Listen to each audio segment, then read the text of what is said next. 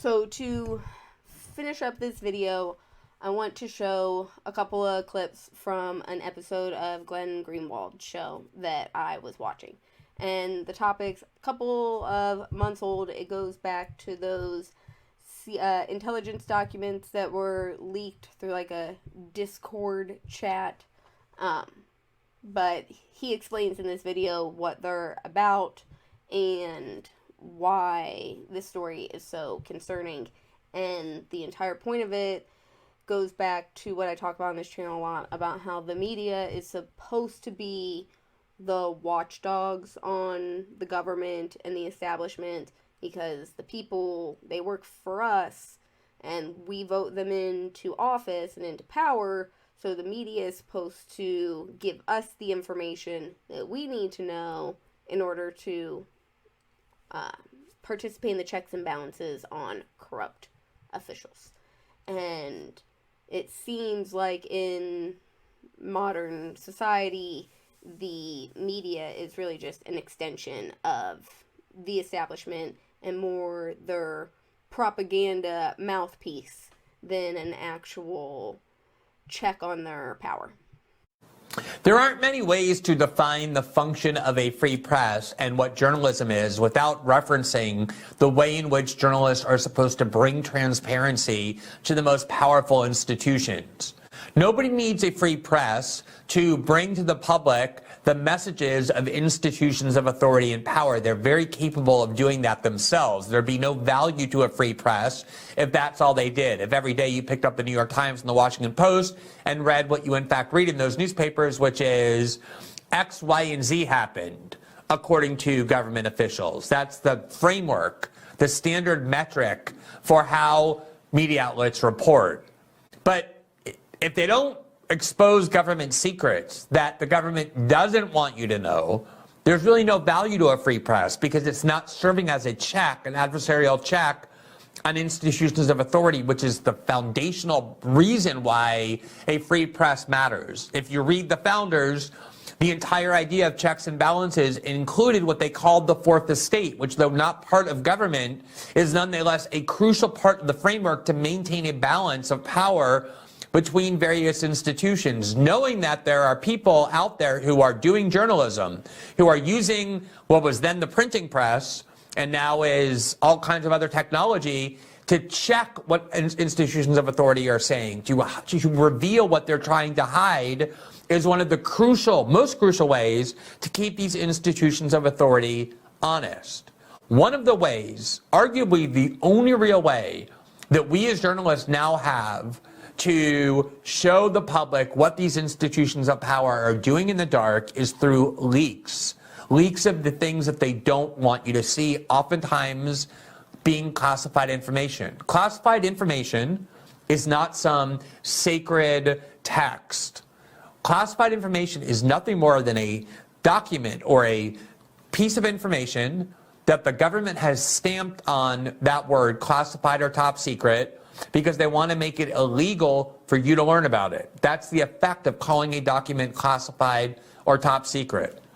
And one of the things I learned in working with many large archives of government secrets and classified material is that more often than not, when the government calls something classified or top secret, it's not because they're trying to protect you, it's because they're trying to protect themselves. They're trying to make it illegal for anybody to show what it is that they're saying and doing in the dark, because what they're saying and doing in the dark is composed of deceit, corruption, or illegality. And that's why the most important journalism over the last 50 years, beginning with the Pentagon Papers, through the WikiLeaks reporting, through the Snowden reporting, and all kinds of other major investigations, have taken place when people have been able to show you, the public, documents and other information that people inside the government wanted you not to see. Over the last many decades, the largest media corporations in the United States, the New York Times, the Washington Post, NBC News, CNN, have become the opposite of adversarial to intelligence agencies. They have become the leading propagandists, the leading messengers. Whenever the CIA or the FBI or Homeland Security wants to disseminate propaganda, they go to their favorite media outlets, their favorite journalists, they tell them what to say, and those journalists then go and say it. And oftentimes, it's presented as a leak to make you feel like it's unauthorized. But that's what most leaks are when they're given to places like the New York Times and the Washington Post. They have the theater, the appearance, the costume of being unauthorized, but in fact, they're completely authorized. This is propaganda and deceit. Those kind of leaks. These are authorized leaks from the government. And that's, of course, where Russiagate came from. And it's how the Bush and Cheney administration sold the country on the lies that Saddam Hussein had weapons of mass destruction by going to the New York Times and the Washington Post and NBC News and feeding them instructions about what they should say. And then those newspapers mindlessly put it on the front page of their newspaper. And so we learned from the Iraq War, from the War on Terror, and then from the Trump years, including Russiagate, that the real function, the actual function of these media outlets is not to be adversarial at all to intelligence agencies or to the U.S. government, but to be their servants, their messengers, their allies, their propagandists. So in case you don't believe Glenn Greenwald's interpretation there, I'm going to show you this clip of the former White House press secretary, my girl Jen Psaki, talking about how when she worked for the Biden administration as press secretary, the White House press pool was actually her collaborators and partners, which is the exact opposite of what the White House press pool is supposed to be doing. And they're supposed to be acting as a check on the government. They're supposed to be investigating to try to alert the public as to the truth about what's going on, as opposed to the propaganda that the government feeds to us. So the fact that she sort of lets the cat out of the bag here, which is probably why it's hard to find this clip on MSNBC's YouTube channel. I was unsuccessful, so I have to show you the clip of it that they had on the Jimmy Dore show. But that's probably why, because she wasn't supposed to announce this collaborative partnership on national television. And you know how we're supposed to think of the media as being adversarial to power, to hold the powerful to account? Well, Jen Psaki, the former White House press secretary, is going to explain to another former White House spokesperson, Simone Sanders, why that's all wrong. And really, the media are the White House's partners. What was your best day with the White House Correspondents Association? You know, I will say the majority of the time, they were really incredible partners, because when we were navigating COVID, even though that was some of the hardest times, it was also some of the most collaborative times. I mean, when I was You hear that? They say it out loud. The media are their partners. Media's supposed to be covering them critically. She's bragging about the fact that the media are her partners. And of course, she's saying that now on MSNBC, where she hosts a show after leaving the White House, which is a natural transition because, as she's admitting, the media and the White House are partners. All right, so now I'm going to go back into the rest of that Glenn Greenwald clip where he does talk about the Discord leak of the classified documents and the Washington Post and the New York Times role in helping the FBI hunt down the leaker, as opposed to cultivating that relationship to get more leaks and more information that they can make available to the public. There has been a leak of dozens of classified material, some of which have been labeled top secret. And we tried dissecting these documents to demonstrate to you, based on my experience of many years of working on many different archives of classified information with WikiLeaks, with the NSA, that these are not the kind of documents that are really the most sensitive secrets. That's clear and obvious. But that doesn't mean that they are bereft of important revelations. They do have some important revelations. Some of them show, for example, that the United States, contrary to the claims of the Biden administration, has deployed U.S. special forces inside Ukraine. And there are other NATO countries, including the UK and Latvia and others, that have done the same. Of course, that's something we ought to know if the government is more involved in the war in Ukraine than they've been telling us. And we'll go through some of the other important revelations, including the fact that the United States government is saying there will be no resolution to the war in Ukraine through 2023. There will be no negotiations. There will be no diplomatic settlement.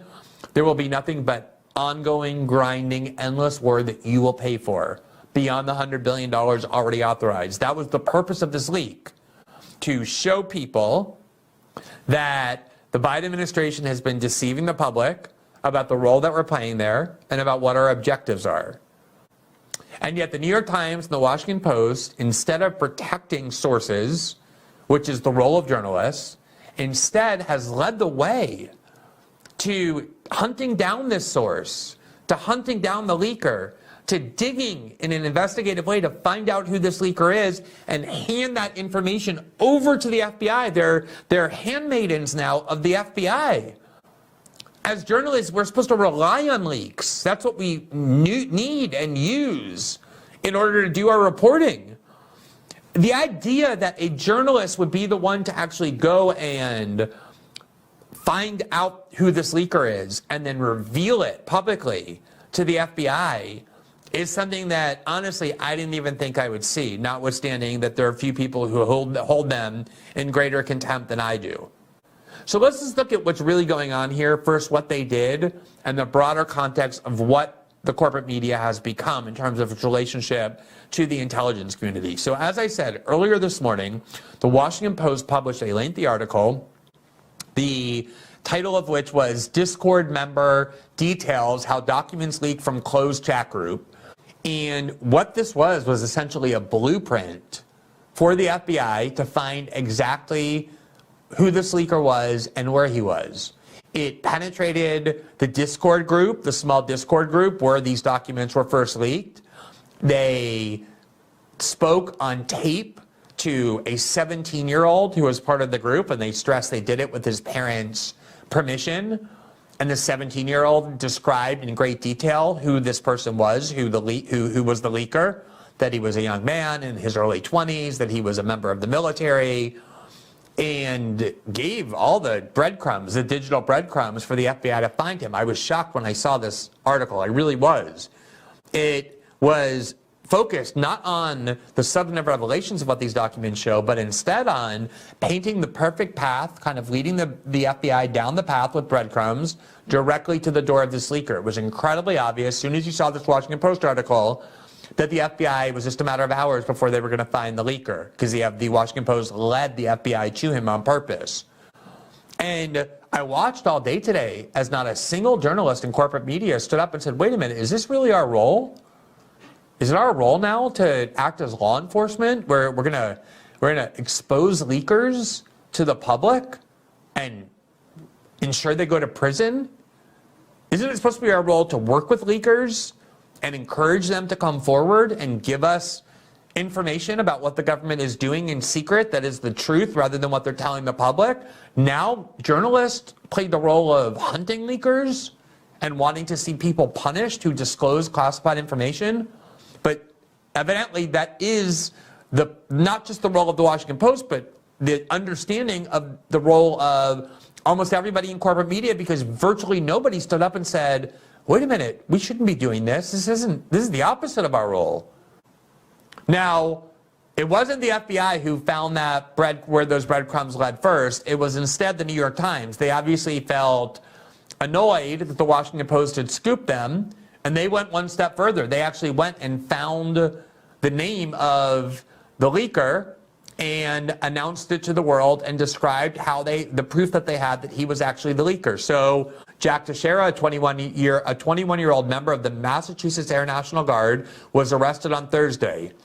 There's the article. The leader of a small online gaming chat group where a trove of classified U.S. intelligence documents leaked over the last few months is a 21-year-old member of the intelligence wing of the Massachusetts Air National Guard, according to interviews and documents reviewed by the New York Times. The National Guardman, whose name is Jack Teixeira, oversaw a private online group named Thug Shaker Central, where about 20 to 30 people, mostly young men and teenagers, came together over a shared love of guns, racist online memes, and video games. Note how They're already trying to get you to hate this person by telling you that he was spreading racist memes. Already, that is a signal to the liberal leaders that this is a bad and evil person who you're supposed to hate and be happy has been arrested.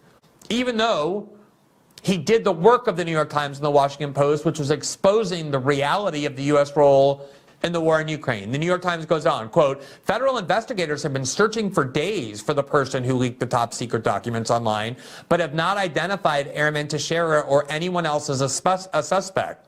Exactly. That's the job of the FBI. The FBI has been searching.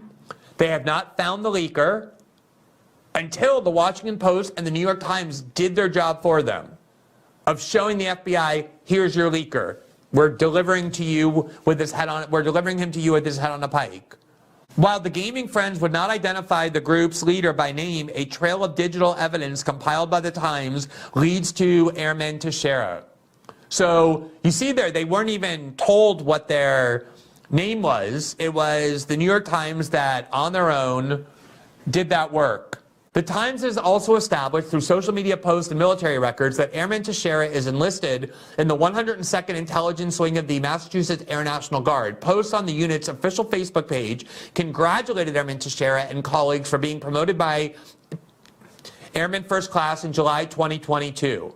So there you see what the New York Times did. They did the work of a law enforcement investigator. They followed the trail and found out who this person was, investigated where he lives, and published it, and that's what enabled the FBI to go and find this leaker. The function of journalism is supposed to be to try and cultivate sources who have access to this sort of information. When you have a leaker of classified information, and the New York Times has been reporting on these documents, they've been going through these documents and writing article after article after article discussing what it is that they reveal, obviously necessarily signifying that the judgment of the New York Times journalistically is that these documents have real value to the public. The New York Times has been using them in their reporting day after day after day. Now, it is ingrained in you as a journalist that your central overarching duty is to protect people who do this. You're supposed to shield them from being found out. You're supposed to guide them to use encrypted channels so that they're not caught by the government. You're supposed to provide them with secure means in order to enable this information to be given to the public. And remember, so sacred is this journalistic duty to protect sources and try and help them avoid exposure, that if you're a journalist and you get subpoenaed by the government or the courts, and the court orders you to testify about the identity of your source, the person who provided you classified information, you're expected to go to jail.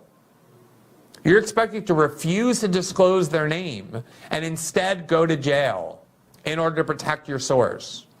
And here the New York Times and the Washington Post are doing exactly the opposite. They're working for the FBI and revealing that information to ensure that this source ends up in prison.